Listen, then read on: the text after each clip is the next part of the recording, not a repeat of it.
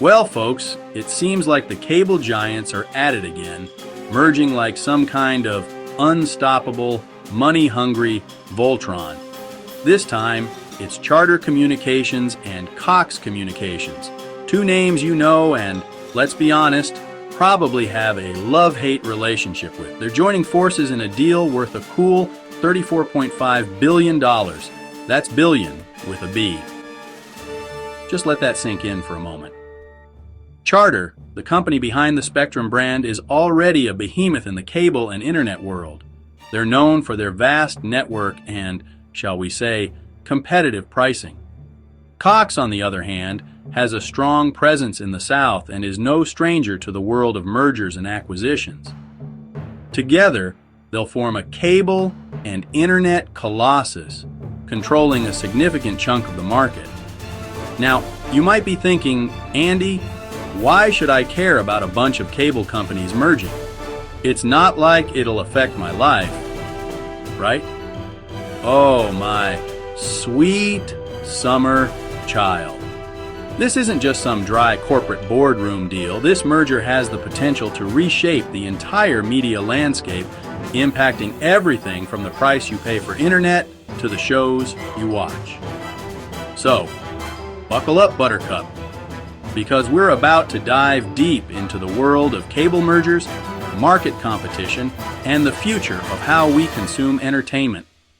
And trust me, it's going to be a wild ride.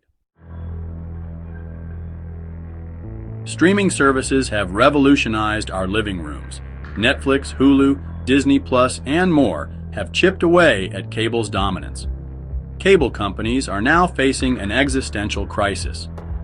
People are cutting the cord for streaming's flexibility and affordability.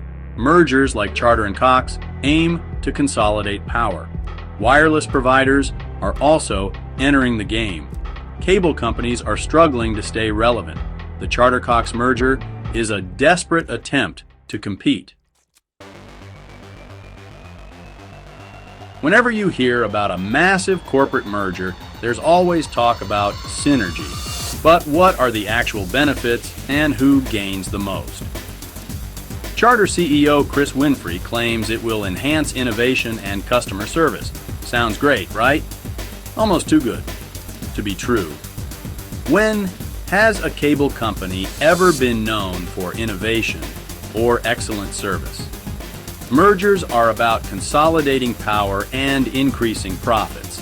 In the long run, it's the shareholders who benefit. Section 4. Wall Street's verdict. A vote of confidence? Speaking of shareholders, let's take a look at how the market reacted to the news of the merger. After all, the stock market is a great barometer of corporate greed and investor confidence, right? Well, unsurprisingly, Charter's stock soared after the merger announcement, jumping over 6%. It seems like Wall Street is betting big on this cable colossus, seeing it as a shrewd move to dominate the market and squeeze every last penny out of us, the humble consumers. But here's the thing about the stock market. It's often driven by short-term gains and speculative bubbles. Just because investors are excited about the merger in the short term doesn't mean it's good for the long-term health of the industry, or, more importantly, for consumers. In fact, this merger could end up backfiring spectacularly. If Charter and Cox become too dominant, they risk stifling innovation and becoming complacent. After all, why bother investing in better services or lower prices when you have a captive audience? Section 5. The regulatory gauntlet. Will Washington play referee? Of course, before this mega merger can become a reality, it has to jump through a few regulatory hoops.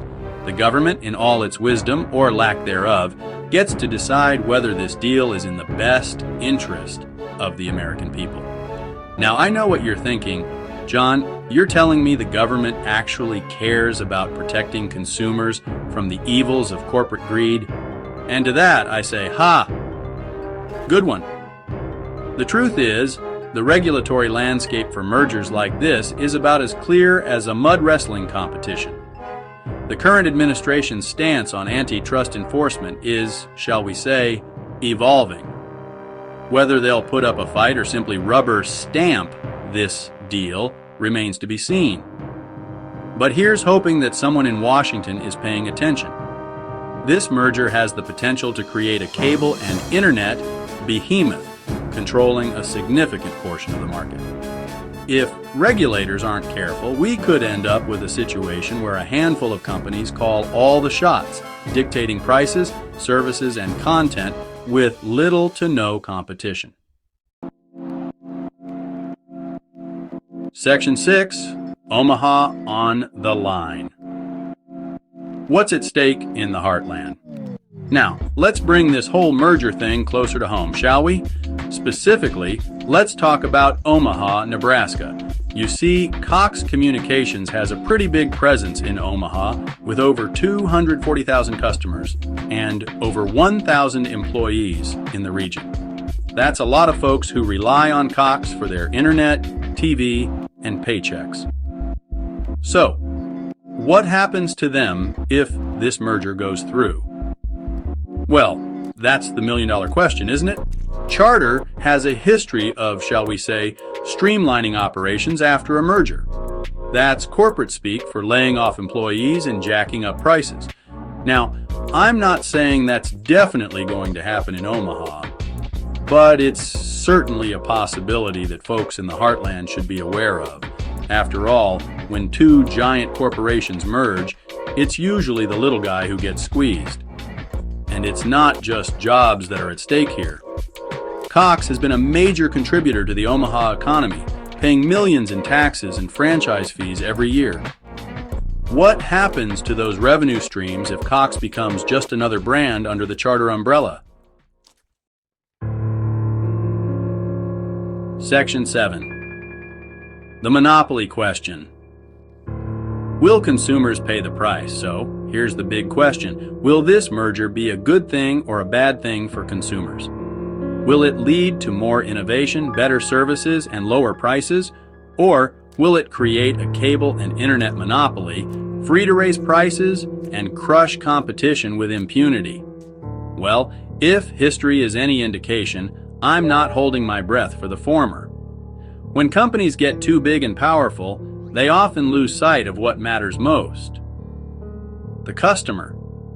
They become more interested in maximizing profits than in providing quality services at affordable prices. And that's what worries me most about this merger. It has the potential to create a cable and internet behemoth, controlling a vast network and dictating terms to millions of customers. Sure, there will be some lip service paid to innovation and customer service, but at the end of the day, it's all about the bottom line. So, buckle up, folks, because the future of cable and internet is looking awfully consolidated, and if we're not careful, we could all end up paying the price.